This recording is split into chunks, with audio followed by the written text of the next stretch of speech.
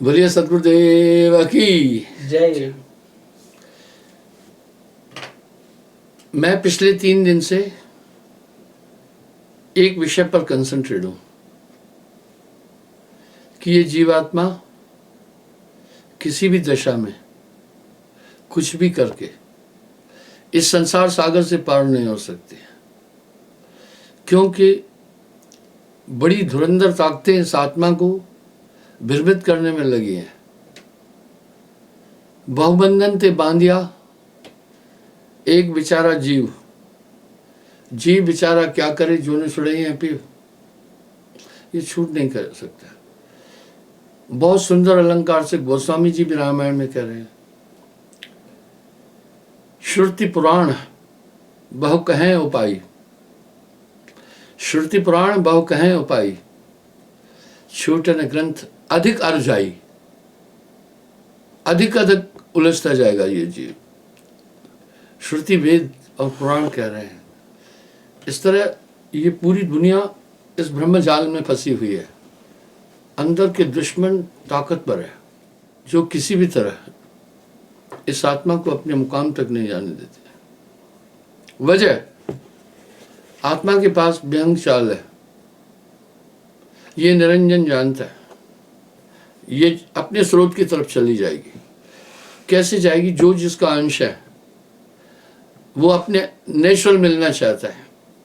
देखो, पृथ्वी सूर्य का अंश है, इसलिए उसके इर्द गिर्द घूम रही है। जल जो है समुद्र के माध्यम से है। आपके घर की गंदी नाली का पानी भी उस समुद्र में चला जाता है। कितना प्यारा सिस्टम है प्रकृति का। समुद्र में का पानी इतना जहरीला हो जाना था क्योंकि रुका हुआ है। वो रुका हुआ है, रुके हुए जल में बड़ी खराबियां आती है। आप देख रहे हैं घरों में आपने एक सिस्टम लगाया जिसमें वाटर प्यूरिफाइड करते हैं आप। इसी प्रकार से समुद्र का पानी पूरा प्यूरिफाइड करता है कौन? बड़वा नल।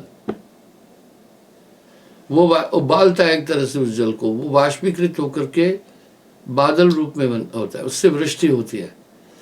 आप देखिए कितना प्यूरिफाइड वो जल होके आता है। इसलिए पपीहरा अधर से ही जल को ग्रहण करता है, वो दूसरा पानी नहीं पीता है। कितना प्यूरिफाइड पानी पीता है वो। इसलिए पृथ्वी के नजदीक 100 मीटर तक आने पर इसमें धूल के कण फिर मिल जाते हैं 100 मीटर पे ऊपर ही। हम उन धूल के कणों में जी रहे हैं। आप दोपहर के बाद संध्या से पहले घर में कोई अगर आपकी खिड़की है पश्चिम की तरफ और सूर्य की किरणें आ रही हैं, आप उसमें देखना इतने कण घूम रहे हैं। इस तरह हर जगह ये कण घूम रहे हैं, हर जगह। और ये दूषित कण है। ये कण कहाँ से आए? बीमारियां इसी के कारण से हो रही ना। इसलिए अनल पक्ष पृथ्वी पर नहीं आता है। जहाँ मुर्दे गल गए, सड़ गए, मिट्टी बन गए, उनके भी तो अंश उस कणों में आ गए ना। जीव जंतु मर गए, सड़ी गड़ी चीज़ें हैं, सब तो धरती में समा गए ना। जब हवाएं चलती हैं वो हल्के हल्के कण उड़ते हैं। ठीक वैसे ही अगर आप अपने घर में बासमती चावल बनाएंगे, जम्मू कश्मीर के बासमती चावल विश्व प्रसिद्ध है। गल्फ कंट्रियों में ये यहाँ से हम एक्सपोर्ट करते हैं, हमारा देश। उसमें आरएसपुरा और कश्मीर के वो चावल काफ़ी प्रसिद्ध है। अगर आप वो चावल बनाते हैं तो कम से कम 100 मीटर तक उसकी खुशबू जाती। खुशबू कैसे गई? उबलने के बाद हवा में वो कण गए, उन कणों ने खुशबू दी। आप किसी गंदे नाले के पास से जाते हैं, बदबू आई। वो बदबू क्या हुई? वो कण सड़े हुए थे, हवा के झोंके ने उनको उठा दिया, बस वो खराब हुई। इसलिए हम लोग थोड़ा सा हाइजीन सैनिटेशन, सफाई की तरफ ध्यान नहीं देते हैं। विदेशों में लोग स्वस्थ हैं, वो इस तरफ बहुत ज़्यादा ध्यान दे रहे हैं। आपको कहीं गंदगी का नामो निशान नहीं मिलेगा। मैंने देखा, मेरे पास प्रैक्टिकल अनुभव है ना, हर एक आदमी के मकान के सामने सीमेंट का एक प्लेटफॉर्म बना हुआ है, उस पर 3 लिफाफे हैं। एक में लिक्विड वेस्ट है, जैसे दाल दूल है, और एक में डिस्पोजल कप वगैरह वगैरह ये है, डिस्पोजल आइटम। इंस्ट्रक्शन है उन्हें। आदमी वहाँ कितना कानून को फॉलो करता है। अगर हम कानून को फॉलो करें तो दुनिया के हम अभी भी राजा हैं। जितने प्रकृति के संसाधन हमारे पास है, इतने कहीं भी नहीं है। सभी रीति यहाँ होती है। एक में डिस्पोजल चीजें हैं, एक में लिक्विड वेस्ट है, एक में फिर छिलके पिलके हैं, जो बाकी ये चीजें जो डिस्ट्रीब्यूट नहीं है वो है। तीनों अलग अलग रखे हैं। और सुबह 4 बजे गाड़ी आती है वेस्ट उठाने वाली, उन पर नाम लिखा हुआ है। अगर किसी में मिक्स कर दिया उनको जुर्माना हो जाएगा। जुर्माना उनको ऐसे नहीं बुलाएंगे कोर्ट में चलो, ऑटोमेटिक उनके अकाउंट से कट जाएगा। हालांकि यहाँ भी ये सिस्टम लागू किया जा रहा है, पर density of population is a very high. Due to that purpose they are unable to उस रूल को इम्प्लीमेंट करना। They are unable to implement that rule. Very very difficulty indeed. इसलिए पॉपुलेशन कंट्रोल हमें हर हाल में करना पड़ेगा, और कोई साधन नहीं है और कोई जरिया नहीं है, क्योंकि दुनिया की हर 5वां आदमी भारतीय है। इसलिए इतनी बड़े लोगों को बहुत बड़ी सुविधा देना मुश्किल हो रहा है। इसलिए पॉपुलेशन कंट्रोल तो करना ही है। लेकिन अभी धार्मिक द्वंद्वता है, इस कारण से ध्यान हट गया। एक समुदाय अपनी पॉपुलेशन बढ़ाना चाहता है, तो एक कहता है भाई इनकी पॉपुलेशन बढ़ जाएगी तो हम कहाँ जाएंगे। तो इस तरह एक प्रतिद्वंद्वता है। पॉपुलेशन बढ़ने के पीछे एक प्रतिद्वंद्वता है। तो मेरे कहने का ये अभिप्राय है कि ये मन, जल क्या करता है, समुद्र प्यूरिफाइड करता है वाटर को। दुनिया की जितनी भी गंदगी है सब समुद्र में जाती है। आपको हैरानगी होगी, बंबई में जाकर देखना, लोगों ने 10-12 किलोमीटर समुद्र को ही भर दिया। वाह, कचरे से। क्या बात है। मैंने नेट पर देखा, एक बेहतरीन टापू था, वो टापू पूरा दूषित हो गया। वहां पर क्या है, लोग समुद्र में वेस्ट बहुत फेंकते हैं। हमें समुद्र को भी सुरक्षित रखना है। अगर समुद्र वेस्ट हो गया तो गड़बड़ हो जाएगी। पहले लोग सोचते थे ओजोन परत के डैमेज होने के कारण से पृथ्वी में तीक्ष्ण किरणें आ रही है और ग्लोबल वार्मिंग हो रही है। अभी वैज्ञानिकों के समीकरण बदल गए। वो कह रहे हैं पृथ्वी गर्म हो रही है, सूर्य गर्म नहीं कर रहा है, पृथ्वी गर्म हो रही है। क्यों? पृथ्वी का बेस समुद्र है, समुद्र दूषित हो गया है। इसका मतलब है आप अर्बन कंट्री में देखें, कहीं भी देखें, भारत में भी देखें, जितनी भी रिफाइनरीज है उसका जितना वेस्ट होता है वो समुद्र और नदियों में छोड़ा जाता है, वो डायरेक्ट जाकर समुद्र में पड़ रहा है। इसलिए जल जीवों पर बहुत बड़ा असर पड़ रहा है। थोड़ा सा आप सम्यक होकर के चिंतन करें। तो इस तरह से समुद्र हालांकि एक उसके पास एक कैपेसिटी है, बड़वा नल द्वारा उसका पानी प्यूरिफाइड हो रहा है बादल रूप में, फिर वो वृष्टि हो रही है और पहाड़ों पर वो जाकर के बर्फ के रूप में गिरता है और वो शुद्ध जल वापस समुद्र में जाता है। नदियां समुद्र की पूर्वक है नहीं, नदियां समुद्र की पूर्वक नहीं है। नदियों का आधार ही समुद्र खुद है, पर देखने में लगता है नदियां समुद्र को भर रही है, ऐसा कुछ नहीं है। इसी प्रकार से क्या है, मनुष्य के अंदर भी बहुत बड़ा दूषण है। मैं ये कहना चाह रहा हूँ, इस दूषण में वो बहुत परेशान है। ये दूषण किसका है? काम, क्रोध, लोभ, मोह, अहंकार, ये सब शत्रु अंदर बैठे हुए हैं।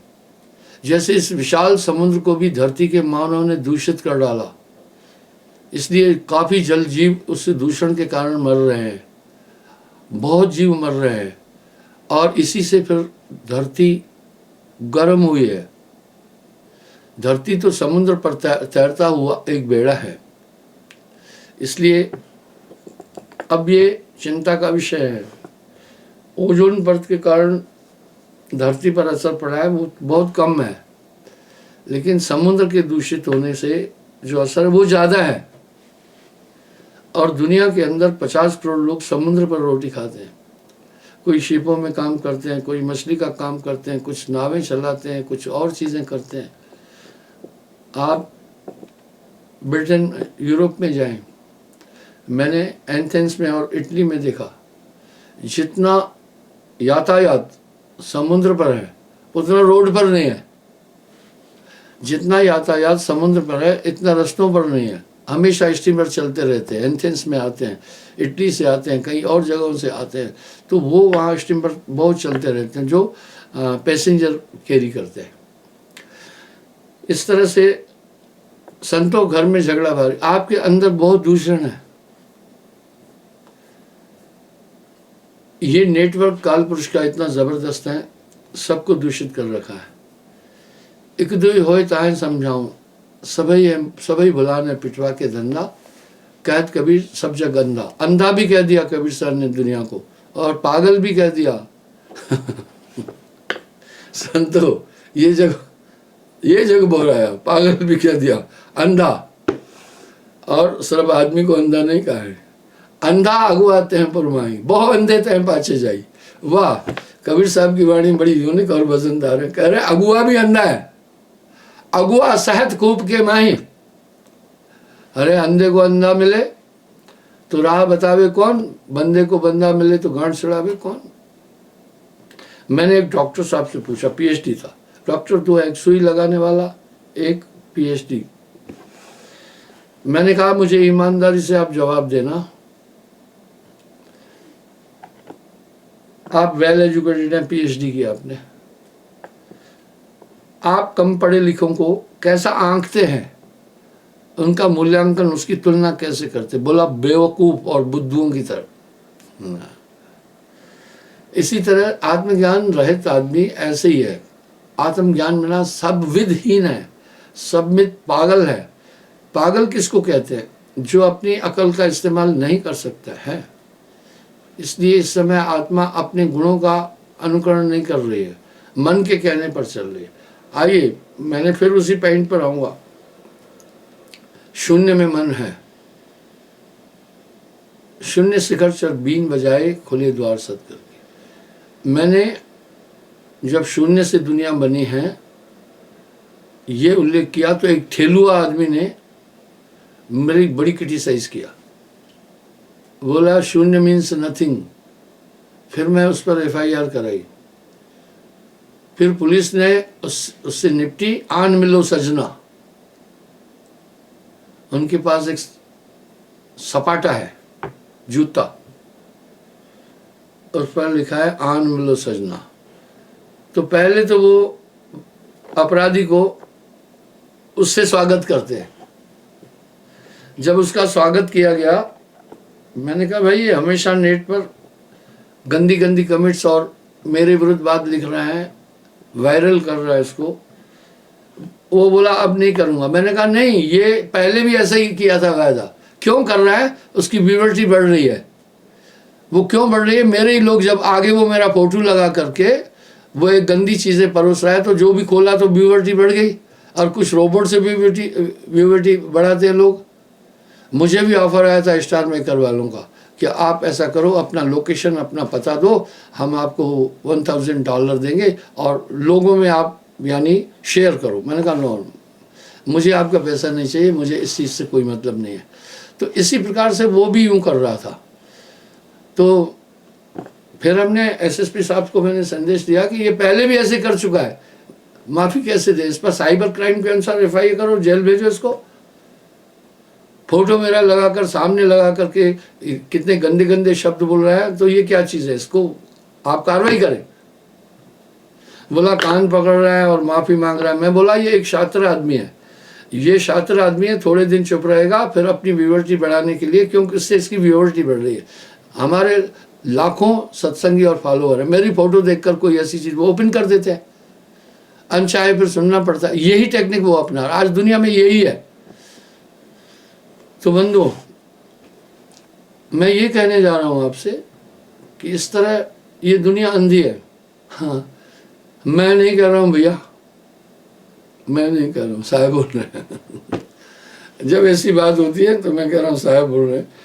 एक दोहे पर किसी ने मुकदमा किया मुझ पर कि ये दोहा तो अच्छा नहीं है, इन्होंने क्यों लिखा जी। हाई कोर्ट तक मामला पहुंचा, मैंने वहां सफाई दी। मैंने कहा भाई देखिए, एक ये किताब जो है ये बहुत प्राचीन किताब है, इसमें संतों की वाणी है। आप देखो इसमें ये दुआ लिखा हुआ है, जो है लिखा हुआ है, दुआ तो मैंने नहीं लिखा है, और मैंने इस पर टीका टिप्पणी भी नहीं की। किसी एक बेवकूफ़ आदमी ने मेरे एक वो बनाया था, कपड़े पर ये दुआ लिख दिया था। चलो किसी ने मुकदमा कर दिया, मुकदमा बहुत खराब किया गया मुझ पर, धर्म विरुद्ध कार्य करने का। ऐसा कुछ नहीं था, मैं सभी धर्मों का सम्मान करता हूँ। कोर्ट में केस चला, हाई कोर्ट में केस गया, वहां मैंने तर्क रखे और इतनी अच्छी जजमेंट दी हाई कोर्ट के जज साहब ने। कोई वो मेरा रिश्तेदार नहीं था। बोला हम इन चीज़ों पर क्यों आए, ये तो बहुत पहले संत महापुरुषों की कही हुई चीज़ें हैं। अगर कही, उसने एकदम वो खारिज कर दिया केस को। मेरे कहने का मतलब है दुनिया में फितरत है, पर साहब ने तो डरे नहीं, संत नहीं डरे हैं। उन्होंने अपने विचार सरल भाव से रख दिए। आप साहब की वाणी से एक चीज़ प्रेरणा ले सकते हैं, वाणी मीठी बोलिए, दिल का आपा खोए, औरों को शीतल करे, आप भी शीतल होए। लेकिन झगड़ा करने वाला एक बहाना ढूंढता है। उदाहरण के लिए कुछ लोग आपने देखे होंगे, आपके गली गांव में जानकर बीच सड़क पर खड़े होते हैं, आ बैल मुझे मार। थोड़ा सा विवाद करो, वो झगड़ा करना चाहेंगे, वो चाहते झगड़ा है, उनका मंतव्य अभिप्राय झगड़ा है। तो मैं कहता हूं जब इनकी ऐसी फितरत है, तुम साइड होके निकल जाना। पर दुनिया में ऐसे लोग हैं, आगे चलोगे आप, पीछे चलोगे तो धूल उड़ाते चलेंगे, अगर आगे चलोगे पीछे से एड़ी मारेंगे। जाएं तो जाएं कहाँ। इस तरह कहत कबीर सुनो भाई साधु, ये जग अंधा क्यों अंधा है, वो प्रमाणित कर रहे हैं। अपने अंदर देख ही नहीं पा रहा है, अंधा उसको कहते हैं जो देख नहीं पा रहा।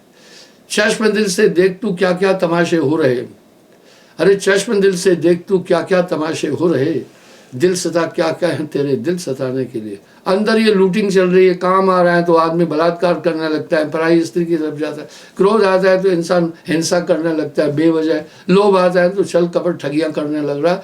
अस मत्सर हृदय बसे काया घर खोज मेरे भाई, काम क्रोध मद लोभ सभी मिल या तन में करे ठकुराई। वो दिखाई नहीं दे रहे हैं उनको, उसको फॉलो कर रहे हैं, तो अंधा नहीं हुआ, बाहर फुटल। शायद अवधी और पूर्वी भाषा भी बहुत बोले, बाहर फूटल, बाहर की आंखें भी फूटी है, भीतर भी फूटी हुई है, इसलिए वो अपने अंदर नहीं देख पा रहा है। कौतुक है, सपना देखने वाला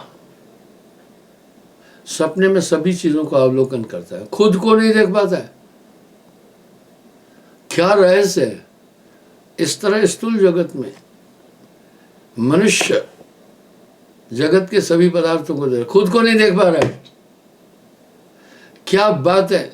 जैसे एक शातिर अपराधी की आंखों पर पट्टी बांधकर उसको ले जाते हैं, बस आत्मा के ऊपर आवरण रूपी पट्टी दे दी गई है। वो पट्टी जो है वो विजन ताकत को दबा देती है। इस तरह मन और माया ने आत्मा के ऊपर आच्छादन किया है, आवरण किया है, अंदर नहीं घुस सकते। आपके पास विजन है, अगर किसी ने यूं कर दिया तो आप विजन होते भी नहीं दिखाई देगा। ऐसा ही कुछ है। तो साहब ने कहा अंधा, और बाहर की भी फूटी। बाहर की क्यों फूटी, देख रहे हैं पाप कर रहे हैं लोग, छल कर रहे हैं, धोखा कर रहे हैं, सभी चीजें कर रहे हैं, लेकिन वो तो भी नहीं समझ रहे। अंदर की क्यों फूटी, अंदर वो अपने चश्म दिल से देख तू क्या क्या तमाशे हो रहे, अरे दिल सता क्या क्या है तेरे दिल सताने के लिए। अंदर रहने वाले मत्सर और शत्रुओं को भी नहीं देख पा रहा। इनका उफान कैसे आता है, ये सब वो चीज़ें ऑपरेट कर रही हैं। मैंने कल भी इस पर विवरण से बात की है कि भाई उतना ही आपके कैनाल में पानी आएगा जितना कैनाल हेड से छोड़ेंगे। आपके यहाँ बिजली उतनी आएगी जितनी बिजली हेड से, यानी बड़े बड़े जो वो है बिजली के, वहाँ से जितना ग्रिड लाइन, ग्रिड स्टेशन, जितना वहाँ से पानी छोड़ा जाए, बिजली छोड़ी वैसे ही आएगी। इस तरह नट की तरह इस आत्मा को वो सब चीज़ें नचा रही है, वो अनर्गढ़ चीज़ें करा रही है जो इसके स्वभाव के विरुद्ध हैं। जैसे बाजीगर नट से काम कराता है, बंदर से, बाजीगर बंदर से काम कराता है, बड़ा अटपटा काम कराता है। मैं उदाहरण देता हूँ। बेसिकली बंदर जो है 2 हाथ 2 पैर इनसे चलने वाला प्राणी है। मैंने इस पर एक शोध किया है। दुनिया के अंदर बूढ़ा सिर्फ इंसान होता है, बाकी कोई बूढ़ा नहीं हो रहा है। वो आखिरी दम तक चलते फिरते अपने श्वास छोड़ते हैं। इसके बूढ़े होने के 2 कारण हैं। अब आप कहेंगे कि महाराज आप तो हमें हजारों साल, करोड़ों साल पीछे ले जा रहे हैं। पहली बार ये गलत चलने लगा, ये गलत चलने लगा। ये बंदर की तरह चलने वाला प्राणी है। लोग कहते हैं साल भर की उम्र से पहले बच्चे को ऐसे स्टैंड नहीं रखना, उसकी कमर कभी भी यूं ऐसे लेना, अदरवाइज अभी उसकी स्पिनल कॉर्ड जो बैक है, मेरुदंड है, मैच्योर नहीं हुआ है। कई माताएं बंदगी करने आती है, छोटे बच्चे को यूं उठाए होते हैं। मैं उनको हाथ जोड़ के कहता हूं बच्चे का आप नुकसान नहीं करो, उनको यूं रखो, क्योंकि पूरा वेट फिर उस पर आ जाता है, मेरुदंड पर। इसलिए साल 1.5 साल तक बच्चे को बिल्कुल भी आप इस तरह नहीं बिठाएं, इस तरह गोद में नहीं उठाएं, क्योंकि उसके मेरुदंड में अंतर पड़ जाता है, वो अभी मैच्योर नहीं हुआ है।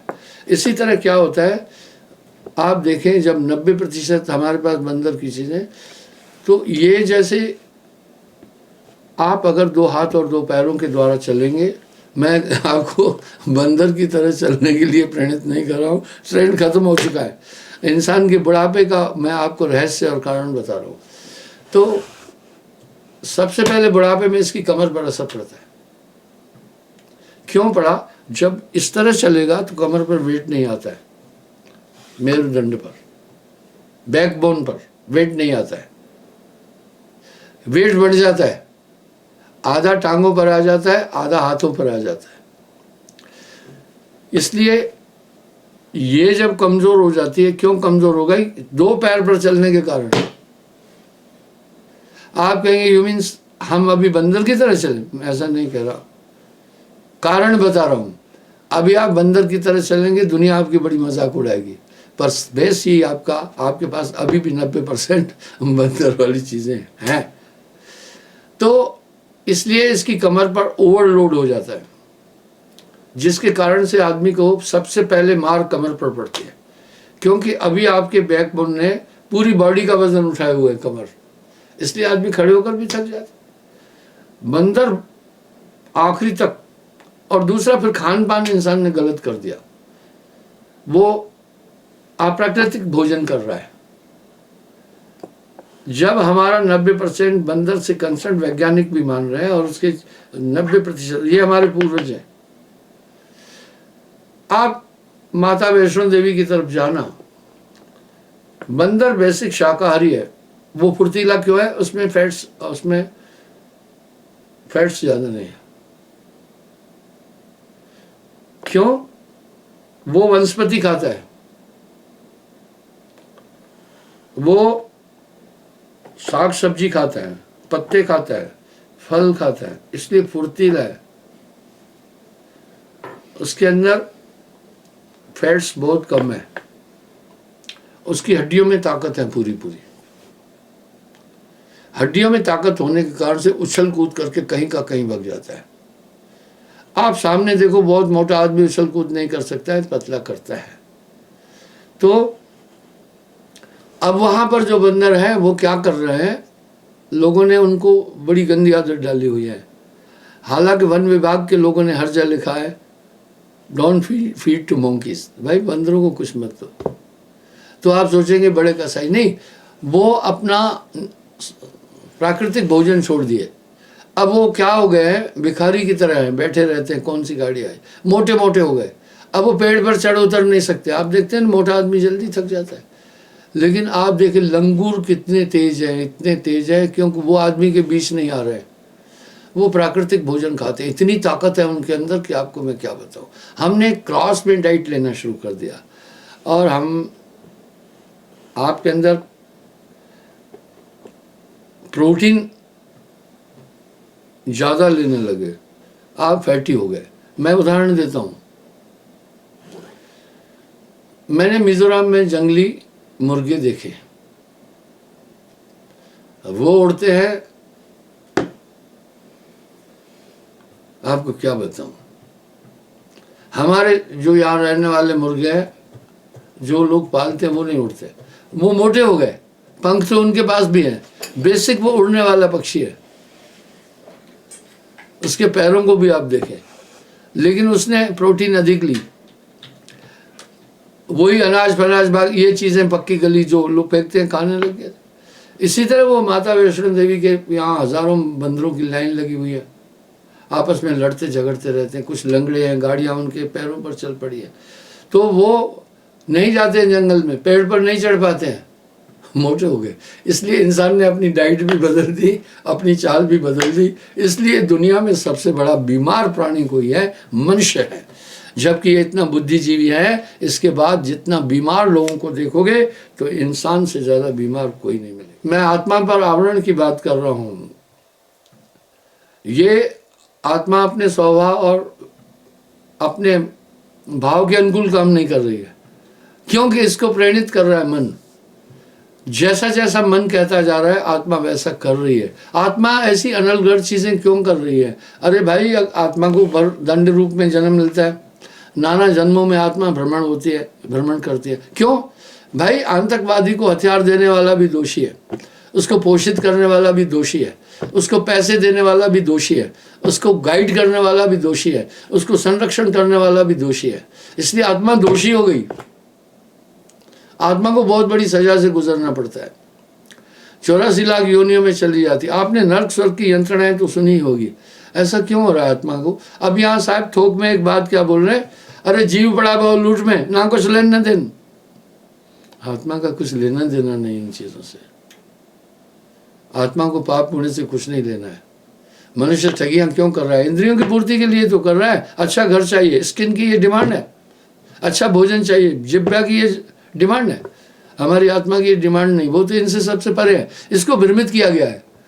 हे हंसा तू अमर लोक का पड़ा काल बसाई, 5 25 3 के पंजरा तामे तोहे राखो भरमाई। वाह, 5 सत्य 25 प्रकृति, इस पिंजड़े में आत्मा को। सच में जब पूरी मैं अध्यात्म की बात कहूंगे, मुझे पागल नंबर 1 आप कहेंगे। जगत की नजर में भगत क्या, भगत की नजर में जगत क्या। मैंने कल भी ये संवाद उठाया था। वो जितनी भी तरंगे मन की आती है, मस्तिष्क उनको डिकोड करता है। वो मस्तिष्क ही डिकोड कर सकता है। आप पागलों को देखो, अगर मस्तिष्क की स्थिति खराब हो गई तो वो तरंगे उसमें डिकोड नहीं हो पाती है, वो अटपटे काम करते हैं। इसलिए ये अनुचर है मन का, ये रोम रोम विकारों से भरा पड़ा है, और ये पूरा शरीर का ताना बाना आत्मा को बांधने के लिए। ये पिंजड़ा नहीं तेरा हंसा, ये पिंजड़ा नहीं तेरा, कबरा तेरो घर कंदा में ई जगरहत भुलाना। इसलिए वो इन सबको फॉलो कर रहा है। और शून्य में, मैंने शून्य पर बात की थी, शून्य एनर्जी है। अब साहब क्या कह रहे हैं, शून्य में रचो संसारा, शून्य एनर्जी है, वहीं से आकाश तत्व की उत्पत्ति। ये आप जंगली मुर्गे को देखें, बहुत तेज उड़ता है, इतना तेज उड़ता है। मैंने जंगली बकरों को देखा, लद्दाख में जंगली बकरे पता है पहाड़ों पर चढ़ जाते हैं। यहाँ भी बकरियों को देखना आप। दरअसल वो वहीं के, यहाँ आकर हमने उनकी नेचर बदल दी, उनका व्यवहार बदल दिया, खान पान बदल दिया। आप कभी भी देखना, जब तक बच्चा माँ का दूध पीता है मोटा नहीं होता है। जैसे बाहरी डाइट और बाकी अन्य चीज़ों को अनर्गल खाने लगा तो मोटा होता है। आज एक प्रॉब्लम है, 70% लोग का पेट बहुत बाहर है। कुछ पेट छिपाने की भी कोशिश करते हैं, नेचुरल है। थोड़ा पेट मेरा भी आया बाहर, मेरा पेट बाहर नहीं आना चाहिए था। 50 साल में योगा किया, कभी मेरा पेट नहीं आता था बाहर। थोड़ी प्रॉब्लम होगी मुझे ज़्यादा बैठने से। तो मैं ये कहना चाह रहा हूँ कि जीवात्मा इस तरह, वो जितने भी संदेश आ रहे हैं, एक एक रोम आपको बांधने के लिए है। तब साहब यूं कह रहे हैं, ये तन विष की बेलरी, गुरु अमृत की खान, शीश दिए जो गुरु मिले तो भी सस्ता जान। तो भाइयों, इस तरह इन सब मिल, जैसे जैसे संदेश आता है, मन का शून्य में वो बैठा है, शून्य एनर्जी है। नहीं तो आप जाओ, आप अच्छी तरह से जाकर चेक करो। और ब्लैक होल इज एनर्जी, वो हर चीज़ को अपने में समाहित करके उसके अस्तित्व को खत्म कर देता है, उसकी एनर्जी अपने में ले लेता है। एनर्जी, इसलिए God is a almighty one also, a big energy. वो किसी समय नष्ट होने वाली एनर्जी नहीं है, उसी का अंश पर आत्मा है, वो एक एनर्जी है, ये बॉडी नहीं है। एनर्जी अपने आप में एक ताकत है वो, इसीलिए आत्मज्ञान संज्ञान आना। तो वो एनर्जी अभी हमारी इन्वेस्ट हो रही है पूरी दुनिया में, शरीर में आत्मा ने दे दी। इसी से आंखें काम कर रही हैं, कान काम कर रहे हैं, हाथ काम कर रहे हैं। हाथों ने पाप किया, चलो मन ने संकल्प भेजे, पावर तो आत्मा ने दिया ना, तो बेसिक आत्मा अपराधी बन गई। क्यों? बस ब्रह्म कार्य, ये जगत का आधार ब्रह्म है, अंधकार ही जगत का अस्तित्व है और ब्रह्म इसका पोषक है। तो बंधु, इस तरह वो संदेश पूरा मनुष्य मान रहा है जैसे, और मन कराएगा क्या? नेचुरल आपके लिए वो बहुत घातक है। वो क्या कराएगा? संसार की चीज़ों में आपको अच्छे काम भी कराएगा, बुरे भी कराएगा।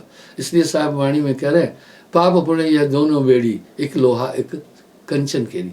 आगे बड़ा सुंदर शब्द क्या बोल रहे? चिंता तो सतनाम की, वाह और न चितवे दास, जो कुछ चितवे नाम बिन वही काल की फांस। मैं क्षमा चाहता हूँ, समय हो रहा है, कल पुनः मैं हाजिर हो जाऊंगा। साहिब।